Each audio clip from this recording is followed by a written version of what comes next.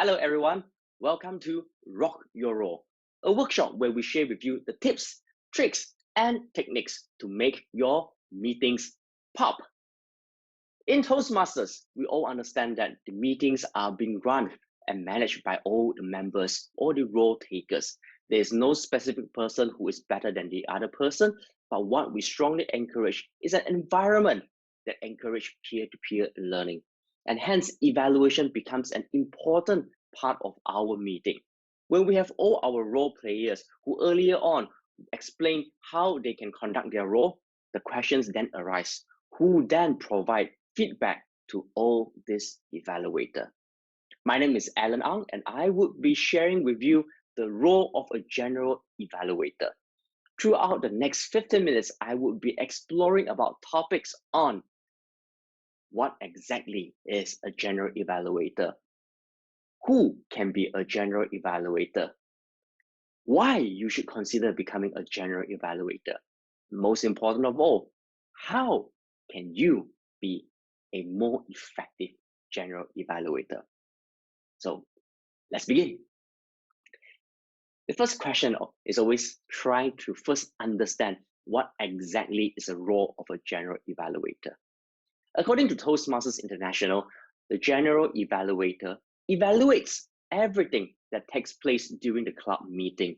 In addition, he or she will conduct the evaluation portion of the meeting, which means all the other evaluators earlier on, I will be leading the session where I will be introducing them, and I will also be giving feedback to them on how they perform as an evaluator.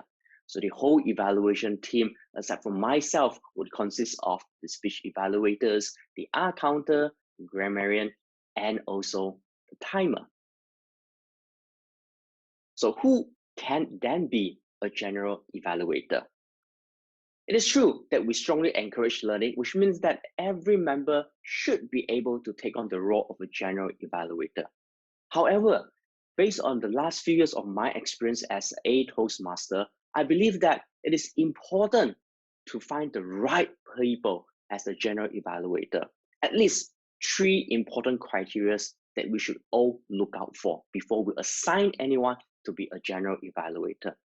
Number 1, we hope that whoever becomes the general evaluator will be someone who has done all of the meeting roles, not once, not twice, but multiple times.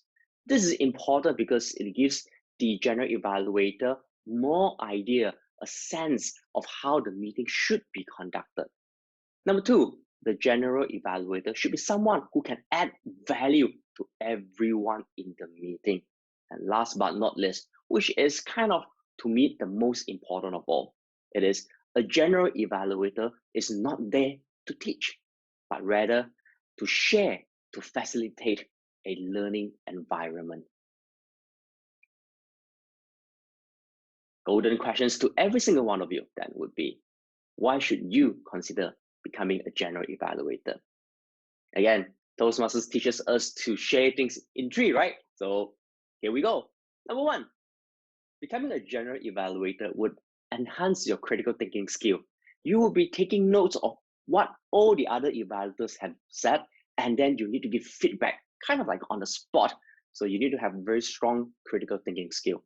You need to be able to articulate your thoughts into words. You might think that that evaluation was a great one, but you don't know how to put it into words, and maybe you are not able to fully explain how you truly felt about a particular evaluation. Most important of all would also be to further develop your leadership skills. As a general evaluator, you're leading the team of evaluators. You are monitoring the whole proceeding of the meetings, and hence whatever you say would be giving value to every single one in the room. Hence, that is a moment where you can show your leadership skills, understanding what to say, how to say it, and most important of all, what kind of tone and how you want to set the environment so that it continuously becomes a very conducive learning environment. Now we've covered some of the simple grounds. Then the next thing would be what we want to cover in this particular workshop, in this Rock Your Role, specifically for this general evaluator, is how then can you be a better general evaluator? 3 things. Number one, accepting difference. To me, I felt that being a general evaluator, one of the biggest challenges is to understand that we are all similar and yet different at the same time. Hence, the number one quality that a general evaluator should have should be the ability to accept differences. Please allow me to elaborate. Every club is different. They may have their own cultures. When you visit some clubs, they have their own agenda. They might set a different number of speakers differently from your own club. Some clubs are more serious, some clubs are more formal, some clubs are more about having fun.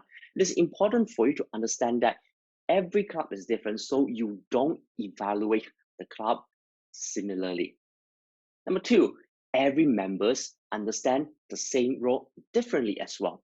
I might be taking a table topic master's role, and you can be taking a table topic master's role, but how we want to conduct it may be different. Both of us may be evaluating the same speech on the same project at the same time, but we might see things differently. So what we can do is to accept that every members, specifically when they take on the role of a role takers or an evaluators, they would set their own objective. Our job as a general evaluator is to take note of how they want to evaluate. Then we write it down and say, okay, so this is how you want to evaluate the speech later on. So this is what I'll put it down as your objective. We want to ensure that the evaluator evaluates based on what they set out. Last but not least, accepting difference in forms of meeting. Every meeting seems similar, but it's all different. In a year, some clubs would have a meeting every week. That makes about 52 meetings in a year. If the clubs are running bi-weekly, you still have about up north of 25 meetings in a year. Going in as a general evaluator, you cannot expect that every meeting would have the same kind of energy, same kind of dynamics, because all the role takers are different in every single meeting. So when we talk about accepting difference, as a general evaluator, we have to accept differences between clubs, members, and how the meetings are conducted from one session to the other sessions. So that is number one, which is about accepting difference. And number two quality as a general evaluator is to have the understanding that your role is to create building blocks. What do I mean by building blocks? In Toastmasters, it's not a one-off thing. There is no timeline as to when you would be graduating or by when you be competent enough that you don't need further development. On that note, it gives every single one of us an opportunity to continuously learn and build upon our past successes or our past learning experience. As a general evaluator, the number two quality that I would like to introduce to you would be to create building blocks. Now, let me explain in more details how you can create building blocks. First of all, is to be more specific in the evaluations that you are giving. For instance, your evaluation was clear and precise. I specifically like how you highlighted the area of improvement for our speakers. It is important to remember about being specific, because if we are not specific, then we are more or less on the generalization. What does that mean? It means that every single comment or every evaluations that we give is too general. Everything is too generic.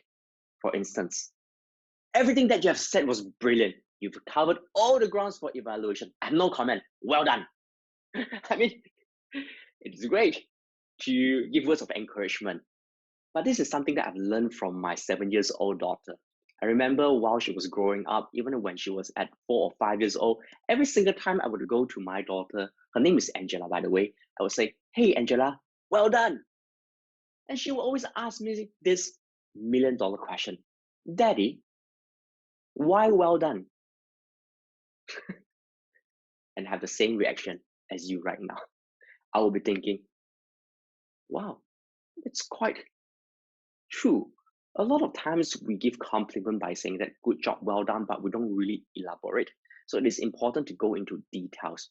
So from that day onwards, any single time that I tell Angela that, hey, Angela, well done, I'll explain to her, well done. I like how you were so kind with your friends earlier on. I like how you greeted all the uncles and aunties that you've met. And if there's anything, I wish that you will be able to do this slightly better. So more specific, more details, so that they're able to visualize where they are and where they're heading towards. So that's number one thing about building blocks. Be more specific, less generalization. Number two building blocks would be critical, but not criticizing. Let's look into this. When we talk about be critical, it means that any single time when we're able to identify areas of improvement, we want to be constructive, and yet most important of all, supportive in the feedback. There's no point to be so sharp in terms of identifying the areas of improvement, and yet whatever you say, whatever value you try to give to your fellow evaluators, everything just went by, only because they cannot accept the way that you convey the message to them. Being critical is important, but you want to do it in a very constructive and supportive manner. Remember, Rome was not built in one day. Only through continuously building on this, we're able to build the kind of empire, the kind of wealth of experience that we wanted to have. Now, on the other side, we don't want to criticize as well. Now, criticize means that you're pointing out all the weaknesses or even calling out certain evaluators in public before the eyes of every audience in that particular meeting. Because if you were to do so, not only you destroy their confidence, you would also wipe out all the trust that they have given to you as an evaluator. So this is a fine line. There's always this fine line between being critical but not criticizing. Be sharp with your observation skills, but not sharp with your tongue, that it will hurt someone else's feeling. So that would be the second things that you need to take note of when it comes to building blocks. Number three, how do you create a building block would be to add value and not blind positivity. Adding value means that you tell them in detail. For instance, hey, your evaluation was of high standard. I wish you would visit other clubs more often and inspire even more members to do well. Keep it up. It is better to say this rather by telling them that, hey, you know what? You are the best. There's nothing I can share with you. I'm so humble to learn everything from you. Good job.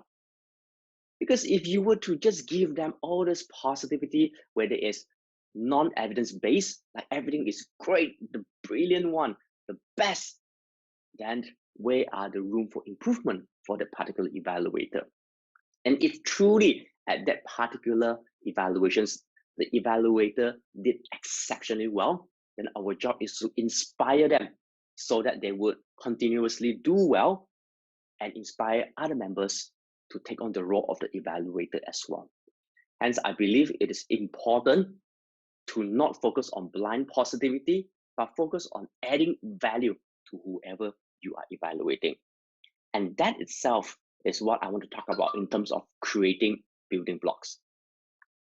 Last but not least, the third quality as a general evaluator would be to inspire greatness. You see, according to Martin Luther King, everyone has a power for greatness, not for fame, but greatness, because greatness is determined by service. And what do we mean by service is the continuously amount of time that you spend in terms of giving feedback, of giving value to others. Every single time when we give an evaluation, we're adding value to someone else's life. We're doing them some sort of a service because we want them to be better.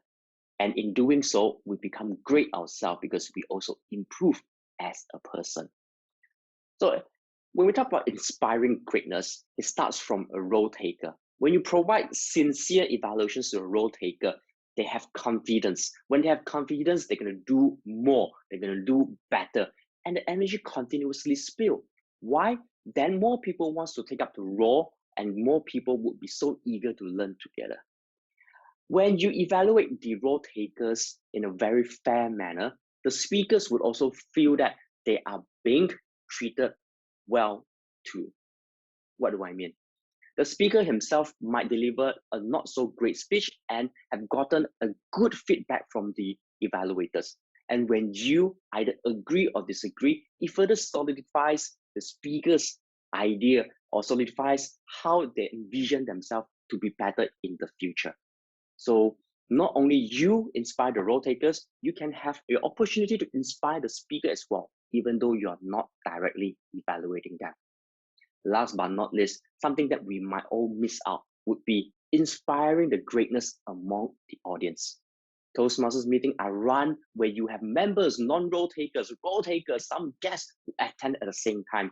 When you carry out your role as a general evaluator in a very highly effective manner, they learn something and they felt that they should come back for more.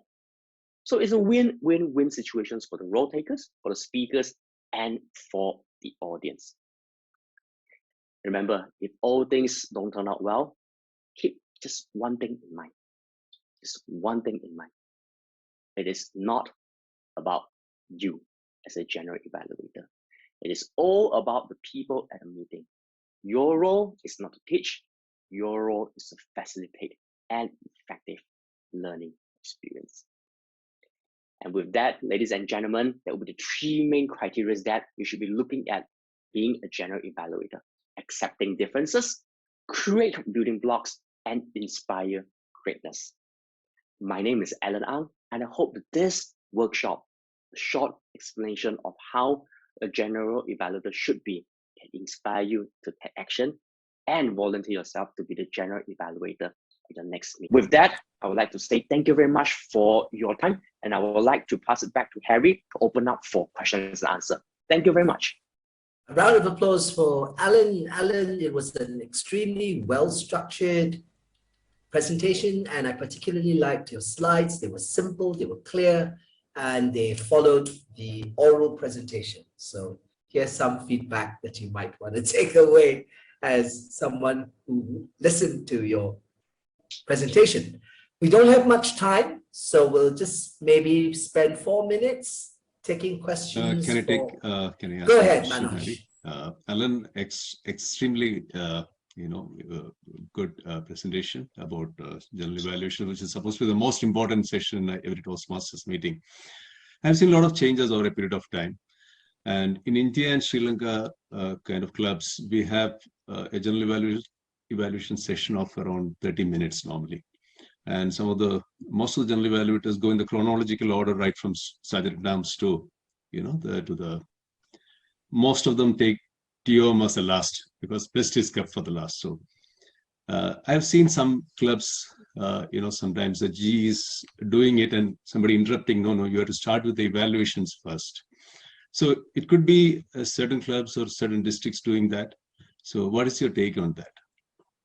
Thank you very much for your question. So I'll answer that in 2 segments. Number 1 is to answer on the part of different district or different clubs. They have different culture. I think this goes back to the number 1 point that I mentioned about accepting difference. So when anyone has been invited as a general evaluator, I felt that it's important for us to really have a discussion before the meeting. Look at the agenda and ask the VPE or ask the president, hey, how's the club culture like? How do you usually do things? How do you celebrate? How do you give out awards? How does your ballot counter work? If we are able to understand this, then it makes your role as a general evaluator easier, because the fact is we have over 340,000+ clubs. None of them runs the same. I mean, the members, 16,000+ clubs, none of them are the same.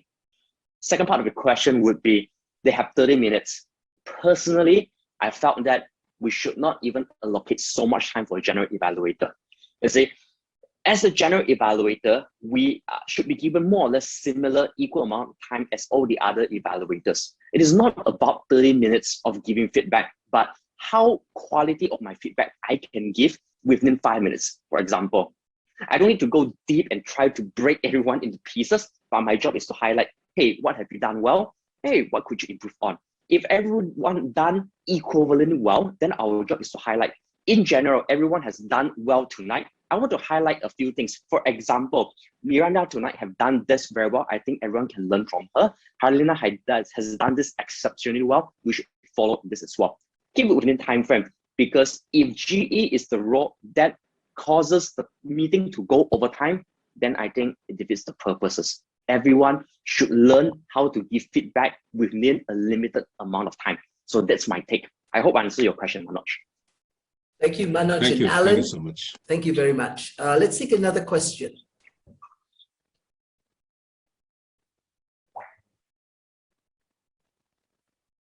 Another question? I would like to ask a question. Sure, Hadif. I Go think ahead. the GE, I mean, lately I've seen some meetings, the GE even go until the agenda, and then it even goes out of the publicity. I mean, they should publicize going and checking their Facebook page and everything.